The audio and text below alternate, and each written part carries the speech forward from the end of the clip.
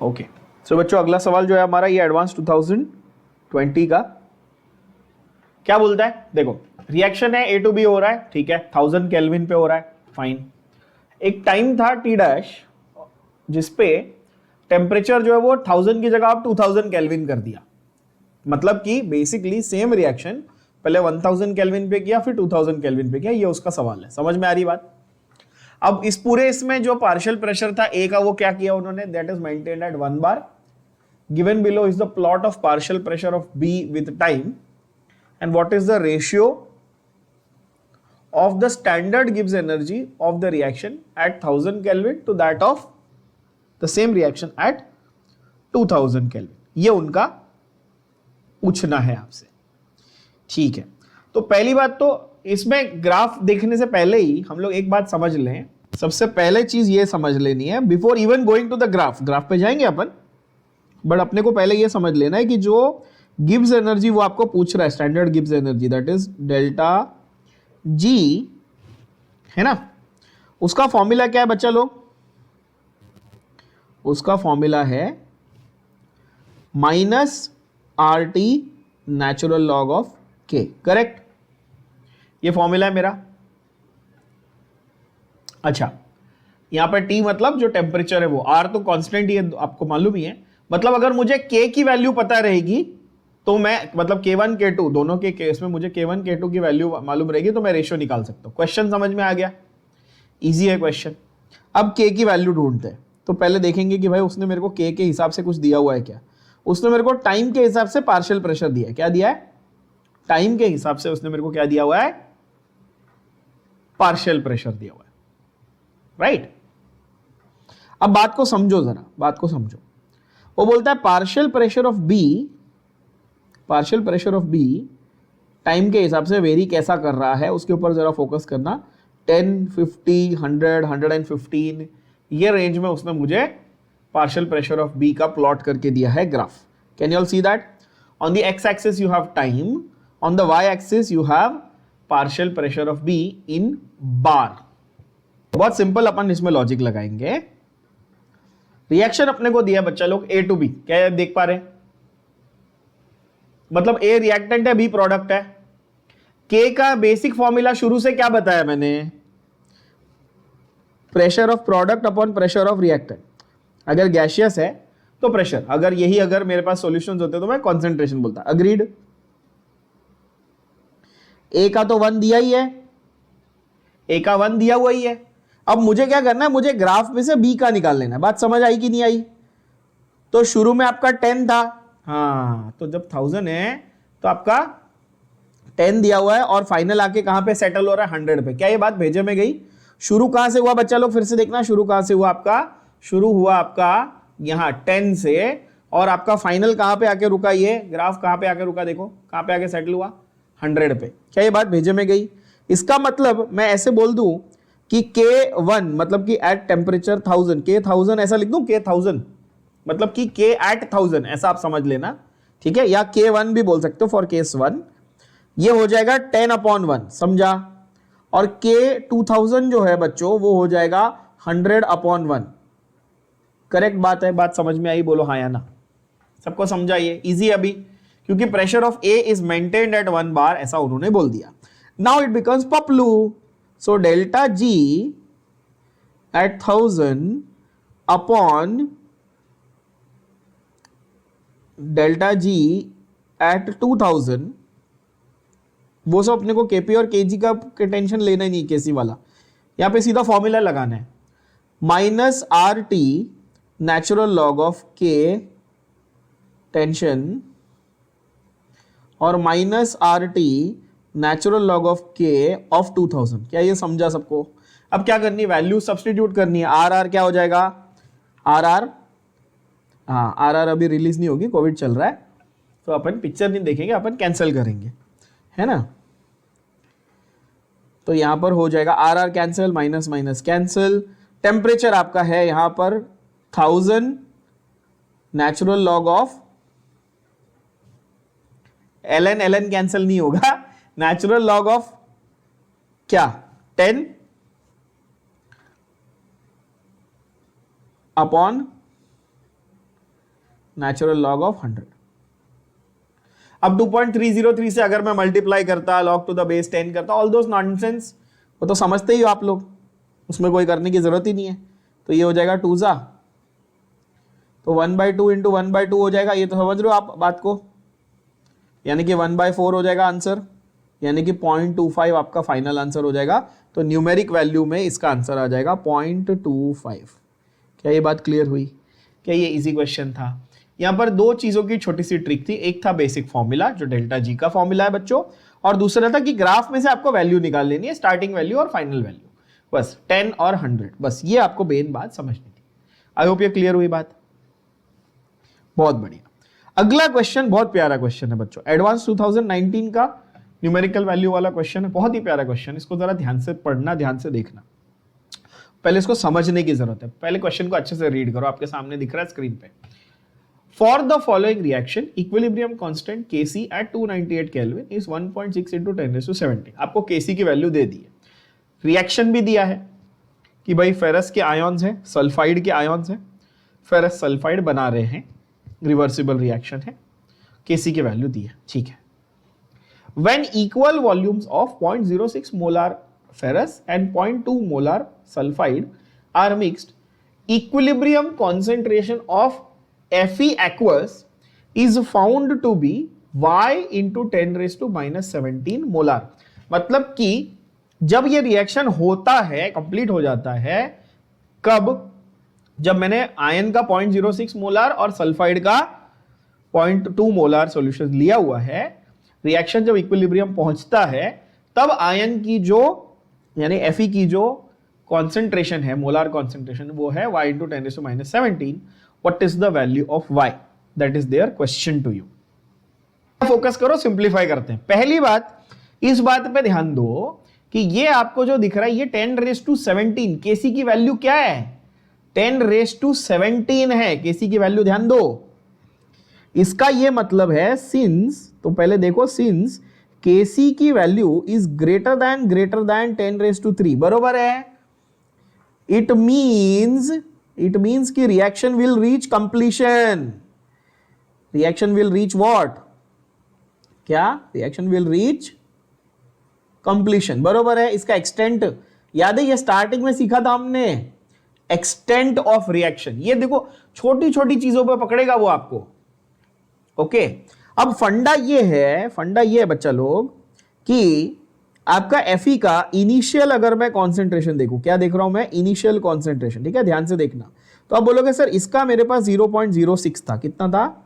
Fe का मेरे पास 0.06 था, सल्फाइड का मेरे पास कितना था? 0.2 था, और शुरू में तो प्रोडक्ट बना ही नहीं था, करेक्ट? सही बोल रहा हूं? बोलो हाँ या ना। सो ऐसे बोलो एट t = 0 शुरुआत में, ठीक है।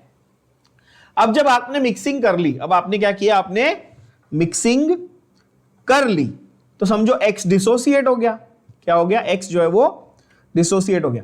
आपने इक्वल वॉल्यूम मिक्सिंग कर ली। क्या किया आपने? इक्वल वॉल्यूम मिक्सिंग, मतलब कि जो भी कॉन्सेंट्रेशन थी वो आधी हो गई, क्योंकि आपने इक्वल वॉल्यूम मिक्सिंग की तो कॉन्सेंट्रेशन आधी हुई, बरोबर है। तो यानी कि इसको मैं क्या कर लूंगा? 0.03, तो इसको क्या कर लूंगा? 0.1। यहां सो फार एवरीबडी क्लियर? वैसे भी इससे मुझे कोई लेना देना नहीं है। जिन लोग को ये पार्ट नहीं समझा, ध्यान से देखना। तुमने इसका 1 लीटर, इसका 1 लीटर, या इसका 10 ml, इसका 10 ml, जो भी है, वॉल्यूम डबल हुई तो कॉन्सेंट्रेशन हाफ हुई कि नहीं हुई? तो ऐसे लिखो एट मिक्सिंग बोलो हाँ या ना, ठीक है। यहां तक क्लियर बच्चा लोग? एवरीबडी यस, ठीक है। आप बोलेंगे हाँ, ओके, परफेक्ट, यहां तक एकदम बढ़िया। अब आता है मुद्दा। अब ये बोलता है कि भाई एट इक्विलिब्रियम क्या? अब क्या बोलता है? एट इक्विलिब्रियम क्या? तो आप हमेशा की तरह ऐसे लिखोगे कि 0.03 माइनस एक्स, 0.1 माइनस एक्स, और ये x। एवरीबडी यस और नो? क्या मुझे FeS से लेना देना है? भाड़ में गया, मुझे FeS से लेना देना नहीं है। क्या मुझे सल्फाइड से लेना देना है? भाड़ में गया, नहीं चाहिए। मुझे Fe2+ का चाहिए ना बॉस। तो सबसे पहले मैं क्या करूंगा कि since reaction is reaching completion, तो मैं बोल सकता हूं Fe2+ पूरा खर्च हो जाएगा, मेरा रिएक्टेड पूरा खर्चा होगा। तो मैं बोलूं एट इक्विलिब्रियम, ध्यान से देखना, 0.03 minus x is equal to 0। क्या ये मैं इक्वेट कर दूं? क्या ये बात समझ में आई? ये कॉन्सेप्ट पकड़ो तो यहां पे x की वैल्यू 0, आपको x की वैल्यू 0.03 सीधा सीधा मिल गई। बोलो हाँ या ना? आपके दिमाग में ये सवाल आ रहा है कि सर अगर 0 ही है तो मैं 0 लिख के खत्म कर दूं क्या? नहीं, ऐसा नहीं है भाई। It is y into 10⁻⁻17। इसके ऊपर फोकस करो जरा। क्या ये बहुत छोटी वैल्यू है? हाँ। क्या ये 0 से बहुत नजदीक है? हाँ। बट फिर भी मुझे उसका एक्यूरेट आंसर चाहिए। बात भेजे में गई? हाँ। अब मैं वो एक्यूरेट आंसर ढूंढने के लिए ये कैलकुलेशन कर रहा हूं। अब मेरे लिए इजी हो जाएगा। कैसे? कि मुझे बताओ कि सल्फाइड की कॉन्सेंट्रेशन कितनी है मेरे पास? तो मैं बोलूंगा 0.1 माइनस एक्स यानी कि 0.07। तो मेरे पास Fe की कॉन्सेंट्रेशन आ गई, मेरे पास सल्फाइड की कॉन्सेंट्रेशन आ गई कि नहीं आ गई? अब मुझे वो बोलता है भाई तुम ना Fe की एक्चुअल कॉन्सेंट्रेशन जो है वो बताओ एट इक्विलिब्रियम। अब बताओ मुझे केसी का फॉर्मूला क्या है बच्चा party? Is product upon reactant. Agreed? Product solid था तो सॉलिड की मैं कॉन्सेंट्रेशन 1 लेता हूं, ऐसा एनसीईआरटी में सीधा सीधा लिखा हुआ है।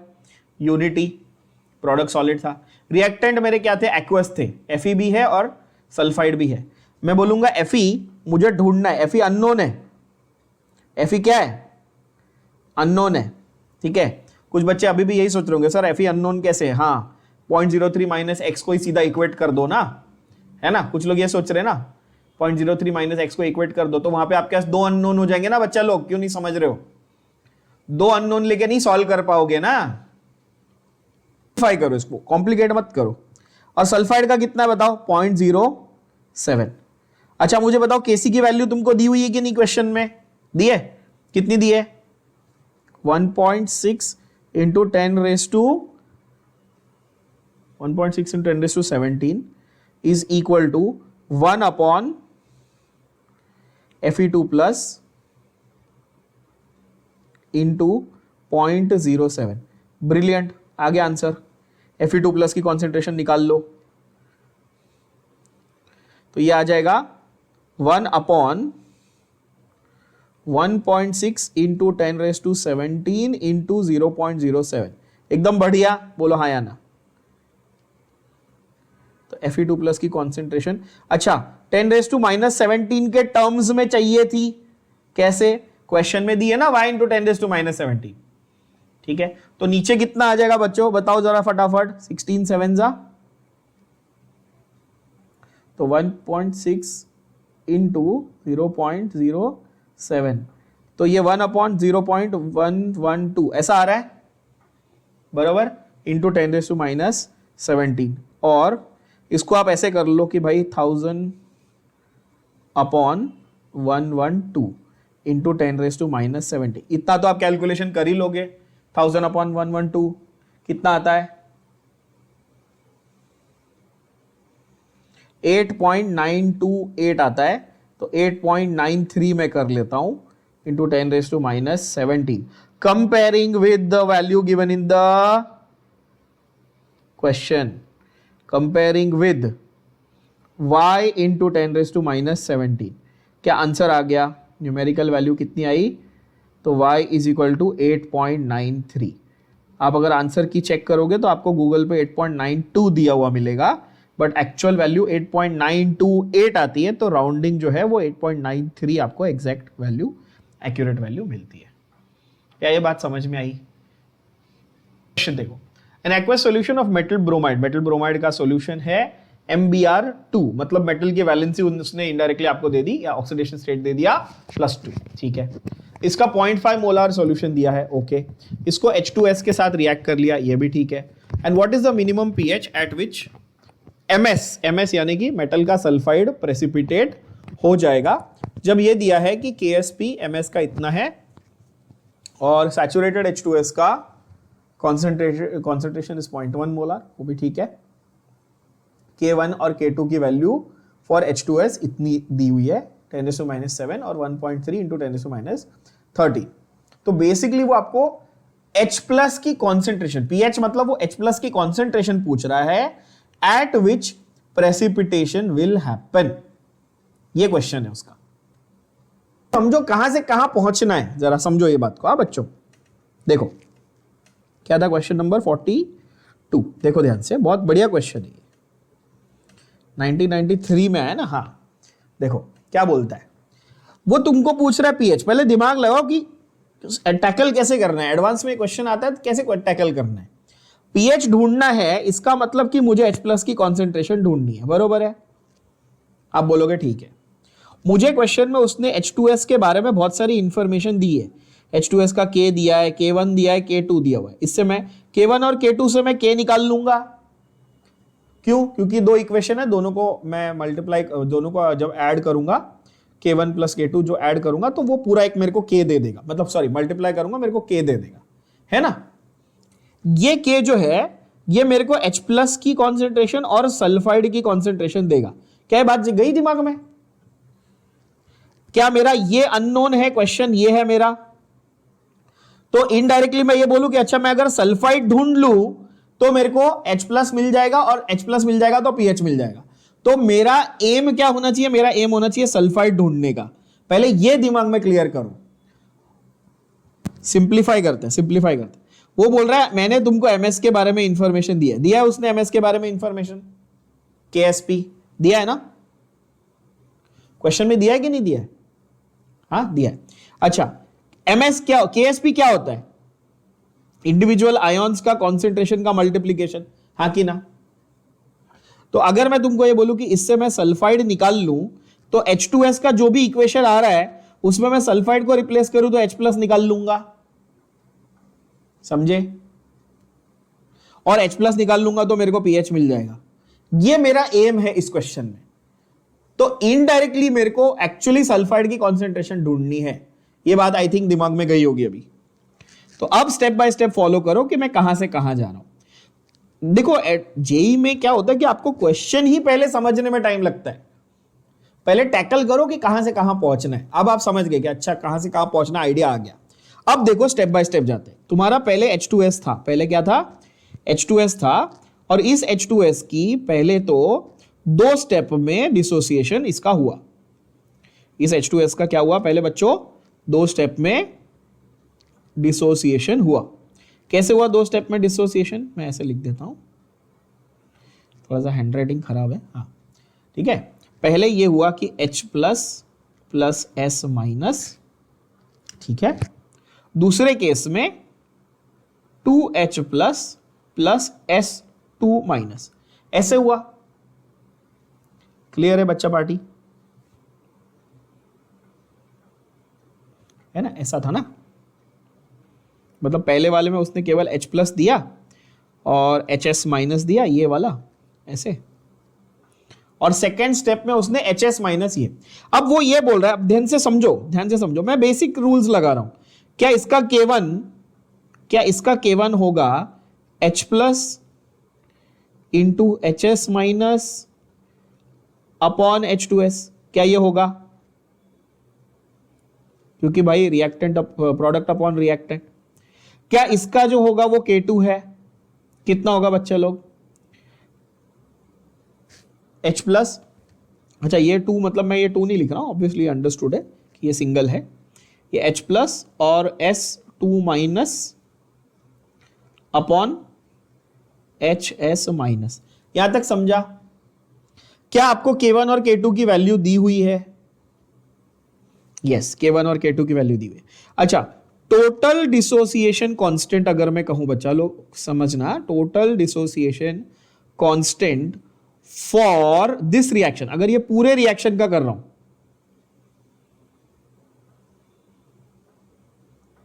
तो आप बोलोगे सर ये K है, जो कि एक्चुअली K1 × K2 है। क्या ये भी मैंने बेसिक रूल आपको सिखाया है कि 2 रिएक्शन का एडिशन करना है तो उनके इक्विलिब्रियम कांस्टेंट्स को मल्टीप्लाई करना है। तो K की वैल्यू क्या आ गई बताओ जल्दी जल्दी? K की वैल्यू क्या आ गई? तो 1.1 × 10⁻⁻7 इंटू 1.3 × 10⁻13, ये दोनों वैल्यू दी हुई है मेरे को क्वेश्चन में। तो 1.3 × 10⁻20 ये मेरी वैल्यू आ गई, किसकी? Value of K for H2S, यानी हाइड्रोजन सल्फाइड ये एसिड की तरह बिहेव कर रहा है,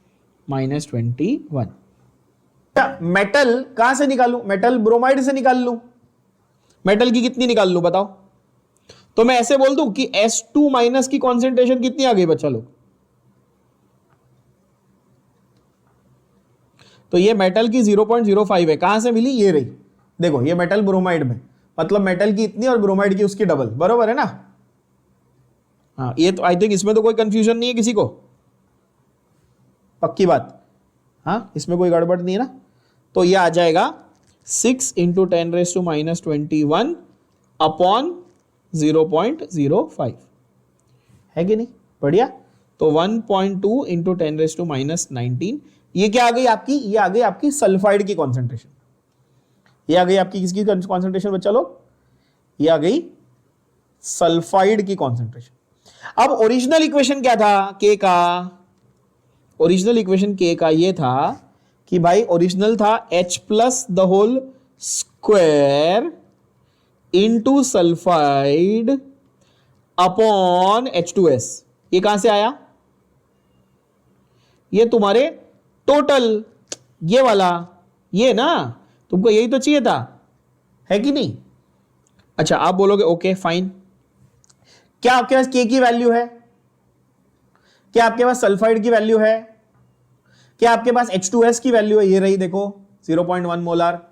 तो क्या आपको मजे आ गए लाइफ में?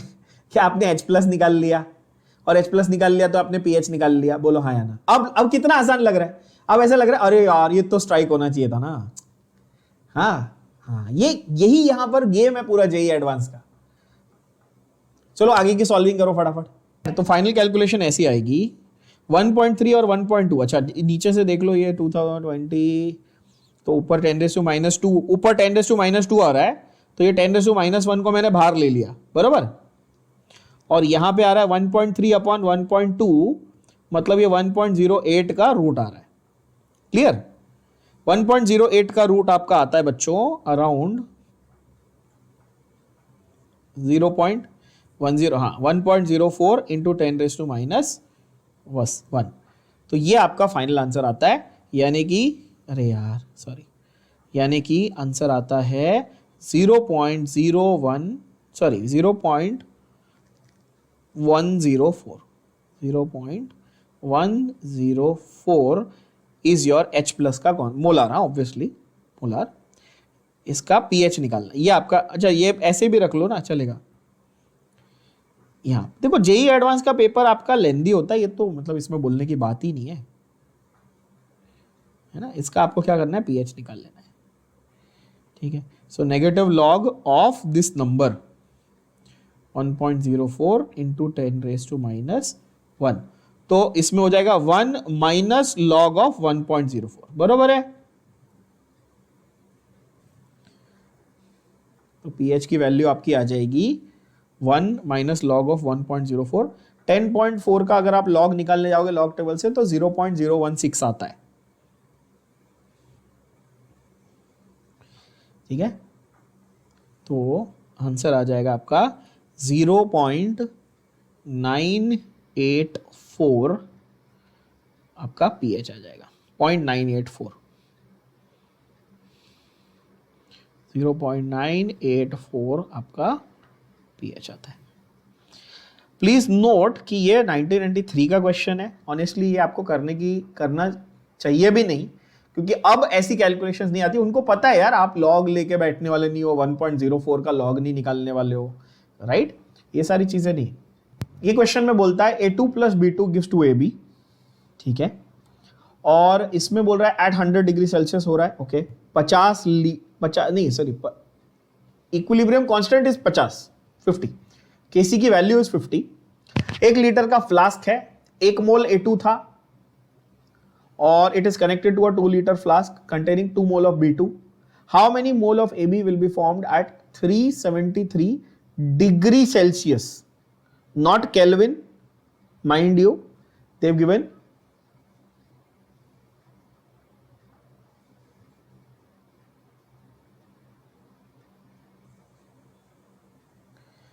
you degree Celsius, 373 degree Celsius. Question को जरा समझना है, बहुत सिंपल क्वेश्चन है, बहुत ही इजी क्वेश्चन है। आपको क्या सोचना है कि क्या क्या इंफॉर्मेशन दी है, ध्यान से देखो बच्चों। वो बोलता है शुरू में A2 की कॉन्सेंट्रेशन 1 मोल है, बोलो हाँ या ना। B2 की कॉन्सेंट्रेशन 2 मोल है, बोलो हाँ या ना। और AB तो शुरू में बना ही नहीं, क्योंकि प्रोडक्ट तो शुरुआत में क्या होता है, 0 है। शुरुआत में रिएक्टेंट्स है, प्रोडक्ट तो बना ही नहीं। ठीक है, आप बोलोगे ओके। एट इक्विलिब्रियम आपको चाहिए कॉन्सेंट्रेशन, ध्यान से सुनना, क्या चाहिए आपको, कॉन्सेंट्रेशन चाहिए, ठीक है। अभी एट इक्विलिब्रियम मैं ऐसे बोलता हूं, ये आपको मैं जो लेफ्ट साइड पे है ये लिख के बता रहा हूं, नंबर ऑफ मोल्स। क्या लिख के बता रहा हूं बच्चों, नंबर ऑफ मोल्स। शुरू में इसका 1 मोल, इसका 2 मोल, इसका 0 मोल था। एट इक्विलिब्रियम समझो इसका x मोल है, इसका 2 माइनस x मोल है, और इसका 2x मोल है। क्यों 2x? बिकॉज 2AB है, ध्यान देना, यहां भी ठीक है। अब टोटल वॉल्यूम कितनी है एट इक्विलिब्रियम? इसका 1 लीटर था, उसका 2 लीटर था। टोटल वॉल्यूम कितनी हुई? टोटल वॉल्यूम कितनी हुई बच्चा पार्टी? 3 लीटर। तो इसको बोल दूं 1 minus x by 3, 2 minus x by 3 और 2x बाई 3। समझ में आई बात? बात समझ में आई? बोलो हाँ या ना। यस। क्यों? क्योंकि भाई concentration is what upon volume, है ना। वॉल्यूम तो सबकी सेम है, क्योंकि ओवरऑल क्या किया मैंने, मिक्सिंग किया है। मिक्सिंग में याद रखना वॉल्यूम ओवरऑल क्या होगी, इक्वल होगी। तो कॉन्सेंट्रेशन के लिए मैंने डिवाइड बाय मतलब number of moles divide by volume कर दिया। आप बोलोगे चंगा सी, एकदम बढ़िया, ओके। अब के की वैल्यू बताओ। आप बोलो अरे सर ये तो इजी हो गया, के की वैल्यू क्या है, प्रोडक्ट्स अपॉन रिएक्टेंट्स। क्या के की वैल्यू आपको क्वेश्चन में दी है? कितनी दी है? 50। क्या आपको इनकी ये मिल गई x के टर्म्स में? तो आप ये सॉल्व करके x की वैल्यू निकाल लोगे बच्चा पार्टी। चीज चेंज कर लेना, ये 373 डिग्री सेल्सियस नहीं, केल्विन होना चाहिए। ये केल्विन होना चाहिए, यहाँ पे प्रिंटिंग एरर है कुछ तो। हाँ, तो 373 केल्विन मतलब they have obviously not change the temperature, they are asking you at the same temperature. ठीक है, प्रिंटिंग एरर हुआ है इसमें, कोई बात नहीं, sorry for that, printing error है। ठीक है, तो k की वैल्यू आपको दी हुई है 50। प्रोडक्ट आपके पास है 2x by 3 the whole square की सिर्फ 2x बाई 3 होल स्क्वायर ना, क्योंकि प्रोडक्ट के आगे स्टोइशियोमेट्रिक कोएफिशिएंट 2 है। यस बच्चा पार्टी, इजी लग रहा है अभी। 1 minus x by 3 into 2 minus x by 3। तो आपका जो ओवरऑल इक्वेशन बनेगा वो कैसा बनेगा बच्चा लोग? क्वाड्रेटिक इक्वेशन बन जाएगा। क्वाड्रेटिक इक्वेशन बनेगा, अगर आप इसको पूरा आप सिंप्लीफाई करो इस इक्वेशन को, तो आपको मिलेगा 23x square minus 75x plus 50 equal to 0। ठीक है, करके देख लो। 2x by 3 the whole square है ना, तो वो 4x स्क्वायर बाय 9 ऐसा हो जाता है। ठीक है, और नीचे जो है वो 1 माइनस एक्स बाई 3 है, और नीचे 2 माइनस एक्स बाई 3 है, तो बाय 9 जो है वो तो 3 तो कैंसिल ही हो जाएगा। तो 4x square upon 1 minus x into 2 minus x, और लेफ्ट साइड पे 50 है, तो पूरा का पूरा जब मल्टीप्लाई करोगे तो ये आंसर आएगा। तो ये इक्वेशन बन गया क्वाड्रेटिक इक्वेशन। यस, अब इसमें से आप x की वैल्यू कैसे निकालोगे? कैलकुलेशन जो है वो जब जो पुराने क्वेश्चंस आप उठाओगे, मैं आपको बार बार ये कह रहा हूं कि जो जेईई एडवांस के आप पुराने क्वेश्चन उठाओगे, बहुत अजीब कैलकुलेशन है। मैं क्यों करवा रहा हूं कि आपको कॉन्सेप्ट आपके दिमाग में जाए। कैलकुलेशन ऑनेस्टली थर्ड क्लास है, ठीक है, ये इनह्यूमन, मतलब ये आपके ये अत्याचार कर रहे हैं बच्चों पे, ठीक है। तो अब अगर हम इसको कंपेयर करें A X square minus B X plus C से, तो यहां पर मेरे ए की वैल्यू आ जाएगी 23, बी की वैल्यू आ जाएगी 75, है ना, और सी की वैल्यू आ जाएगी 50। इसको ऐसे लेता कि भाई ये प्लस है तो ये -75 हो जाता, ठीक है। अब इसका जो फॉर्मूला है वो क्या है, रूट्स मतलब समझते हो ना, सॉल्यूशन ऑफ द इक्वेशन,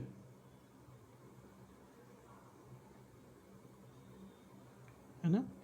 हाँ, रूट्स ऑफ इक्वेशन, एक्स की वैल्यू क्या होती है, -b प्लस और minus root of b square -4ac upon 2a, मतलब एकदम भयंकर सा कैलकुलेशन आएगा, है ना। तो इसमें अगर आप वैसे आप अगर सब्स्टिट्यूट करोगे, please don't waste your time, I will give you the direct values, please don't waste your time. 1985 में मैं भी पैदा नहीं हुआ था, शायद मेरे पापा एग्जाम देते उस टाइम पे, ठीक है। तो ये बकवास क्वेश्चन, ऐसा क्वेश्चन कैलकुलेशन नहीं आने वाला है, इसको लेकर पहले से अपने और मेरे बाल नोचना शुरू मत करो, ठीक है। सर आया तो हाँ, नहीं, इसमें आपको नंबर अगर आप कैलकुलेशन करोगे प्रॉपर्ली तो आपको आएगा, एक एक्स की वैल्यू आएगी 2.317 और दूसरी एक्स की वैल्यू आएगी आपको 0.943। अब इसमें से ये वाली वैल्यू मैं डिस्कार्ड करूंगा, क्यों डिस्कार्ड करूंगा भाई, x cannot be more than 2 because मेरा मैक्सिमम कॉन्सेंट्रेशन ऑफ रिएक्टेंट ही 2 था। मेरे रिएक्टेंट के इनिशियल कोई भी एक रिएक्टेंट का मैक्स टू मैक्स 2 मोल हो सकता था, तो मेरा इक्विलिब्रियम जो मतलब कि 2 मोल रिएक्टेंट में से 2.3 मोल रिएक्टेंट खर्च होगा, क्या जादू चल रहा है, मोर देन रिएक्टेंट, बरोबर है। तो ये वाला मैं रिजेक्ट करूंगा, इसको डिस्कार्ड करूंगा इस वैल्यू को, मतलब मेरी x की वैल्यू ये है, समझ में आ रही बात। x की वैल्यू आ गई, फाइनल आंसर आ जाएगा, वो इजी है, moles of AB will be कितने बनेंगे 2x ना, moles of AB are what 2x, यानी कि 2 इंटू 0.943 यानी कि 1.886 मोल्स आपके बन जाएंगे ये। तो आपका फाइनल आंसर जो आता है वो ये आ जाता है 1.886, न्यूमेरिक वैल्यू में ये आंसर आ जाता है। क्लियर हुई बात। Fill in the blank type question, अगला वाला बहुत बढ़िया है। Again nobody is going to ask you fill in the blank type question, but you can think of it as a normal MCQ। क्या बोलता है, 10-fold increase in pressure on the reaction at equilibrium results in dash in Kp। क्या आपने 10-fold increase कर दिया pressure में, इस particular वही हेबर्स प्रोसेस घूम फिर के, इसका वाला क्वेश्चन हमने बहुत बार कर लिया। There is no change in Kp because Kp किस पे डिपेंड कर रहा है, टेम्परेचर पे। तो क्या आएगा आंसर आएगा नो चेंज, है राइट, क्योंकि वो कॉन्सेंट्रेशन से चेंज नहीं हो रहा, क्योंकि आपका टेम्परेचर सेम रखा है, उन्होंने टेम्परेचर के बारे में कोई चीज मेंशन नहीं की। क्लियर है, easy question, yes. Okay 45 next question क्या बोलता है, Kp इज इक्वल टू 45 का डायरेक्ट फॉर्मूला बच्चा लोग, ये सारे रिवीजन क्वेश्चंस हो गए, आप समझ लो। Kp is equal to Kc into RT raise to delta N, ये रिलेशन है। क्लियर, ट्रू और फॉल्स, ये सब बकवास, ये सब नहीं करने, अपने को छोड़ दो, ठीक है, ये बकवास है, ये सब क्वेश्चन नहीं करने। एडवांस के क्वेश्चन अपन कर लेते हैं, चलो ठीक है ना, एडवांस के क्वेश्चन कर लेते हैं। 49 डायरेक्टली एडवांस के क्वेश्चन करने भी चाहिए आपको, ऑफकोर्स आपकी कॉन्सेप्ट्स भी टेस्ट हो जाते हैं, प्रैक्टिस भी अच्छी हो जाती है। Percentage yield of ammonia as a function of time in the reaction, that is again Haber's process is given to you, where delta H is less than 0, मतलब डेल्टा एच आपको नेगेटिव, लेस देन 0 मतलब negative दिया है, yes, है ना। तो question पूरा graph based है, वो बोल रहा है टाइम और परसेंटेज यील्ड दिया हुआ है, टाइम एक्स एक्सिस पे है, परसेंटेज यील्ड वाई एक्सिस पे है, टेम्परेचर है T1 और T2, दो टेम्परेचर्स हैं, प्रेशर कांस्टेंट है बिकॉज P दिया है, क्वेश्चन को पढ़ो, pressure is P, P1 P2 नहीं दिया है, P दिया है, वो बोलता है अगर T2 is greater than T1, मतलब कि final temperature is higher than initial, then yield of ammonia will be represented how. मतलब बेसिकली वो ये पूछ रहा है कि भाई मैं अगर टेम्परेचर बढ़ा दूं तो यील्ड बढ़ेगी कि कम होगी कि सेम रहेगी, बताओ। क्वेश्चन समझा? इजी। इनडायरेक्टली वो आपको आसान भाषा में ये पूछ रहा है अगर मैं टेम्परेचर बढ़ा दूं तो यील्ड कम होगी कि घटेगी कि बढ़ेगी कि सेम रहेगी, बताओ। तो यहां पर हिंट क्या है बच्चों? हिंट ये है कि ये जो delta H is less than zero, आपको स्क्रीन पे दिख रहा है delta H is less than zero, at least, इसका मतलब क्या? एक्सोथर्मिक रिएक्शन है। तो ये प्रेफर करेगा, यस मींस एक्सोथर्मिक है तो ये प्रेफर करेगा लोअर टेम्परेचर। तो तुम T2 में टेम्परेचर बढ़ा रहे हो तो देयरफॉर यील्ड क्या होगी? कम हो जाएगी कि बढ़ जाएगी? यील्ड कम हो जाएगी। तुमने टेम्परेचर बढ़ाया, उसको मजा नहीं आ रहा, नहीं, वो बोल रहा है मैं फॉरवर्ड नहीं जाऊंगा, तो यील्ड क्या हो जाएगी? कम हो जाएगी। बात समझ में आ गई? तो अब बताओ कौन सा वाला ग्राफ तुमको वैलिड लग रहा है? पहले वाले में क्या हो रहा है? T2 ज्यादा है, ये तो रॉन्ग है। सेकेंड वाले में T2 कम है, ये सही है, हाँ कि ना? मतलब सेकेंड वाले में T2 में यील्ड कम है, ग्राफ में यील्ड, ये सही ग्राफ है ना? T2 की वैल्यू मतलब टेम्परेचर ज्यादा है, ठीक है, मैं यील्ड की बात कर रहा हूं, यील्ड कम होना चाहिए। देखो तीसरे वाले में ये, अब क्वेश्चन आपके दिमाग में आएगा सर सी में भी तो सही है ना, T2 में यील्ड कम दी है, बरोबर है, बट बात को समझो, बात को ये समझो कि it has to cross the graph of T1, the yield has to intersect with the graph of T1। पूछो क्यों? क्योंकि भाई टेम्परेचर तुम्हारा T2 इज ग्रेट, समझो फॉर एग्जांपल तुम्हारा टेम्परेचर 100 डिग्री सेल्सियस है, कौन सा? T2, और T1 तुम्हारा था 80 डिग्री सेल्सियस, मान लो, एक एग्जांपल दे रहा हूं। तो to reach that temperature it has to pass through that 80 से क्रॉस होके वो जाएगा ना, 79, 80, 81 करके 100 पे पहुंचेगा। तो क्या यील्ड की लाइन भी इंटरसेक्ट होनी चाहिए कि नहीं होनी चाहिए?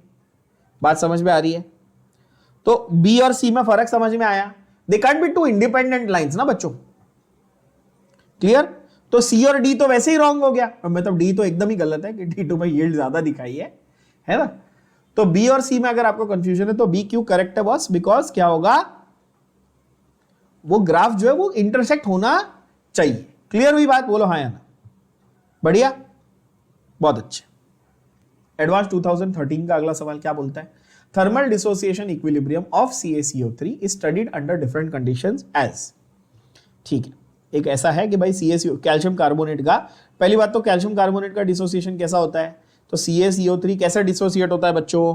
पहले बताओ। CaO बनता है पहले कैल्शियम ऑक्साइड यानी कि चूना, लाइम, क्विक लाइम, और साथ में कार्बन डाइऑक्साइड निकल जाता है, correct?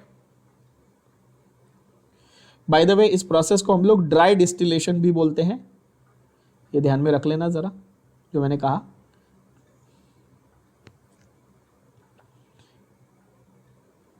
CaO calcium oxide obviously solid होगा,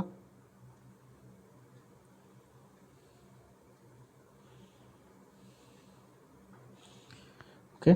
सिर्फ हीट करने पे ये डिसोसिएट हो जाता है, किसमें? कैल्शियम ऑक्साइड और कार्बन डाइऑक्साइड। इस प्रोसेस को आप डीकार्बोक्सिलेशन भी बोल सकते हो, ये भी ध्यान में रख लेना, ठीक है।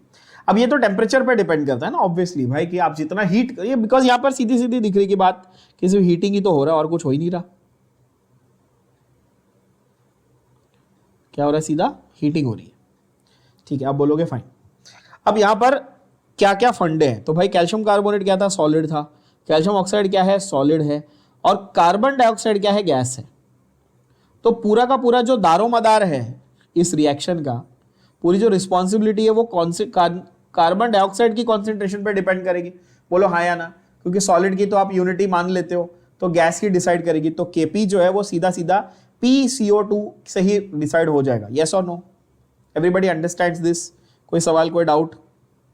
अब मुझे बताओ इस इक्विलिब्रियम के लिए what are the correct statements?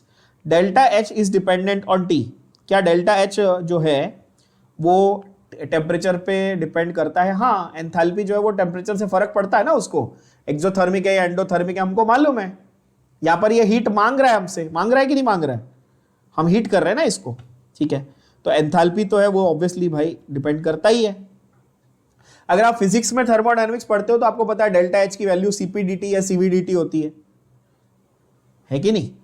तो भाई फॉर्मूला डेल्टा एच के फॉर्मूला में ही टी आ गया, तो ए तो सही है, तो ए तो जो है वो सही है।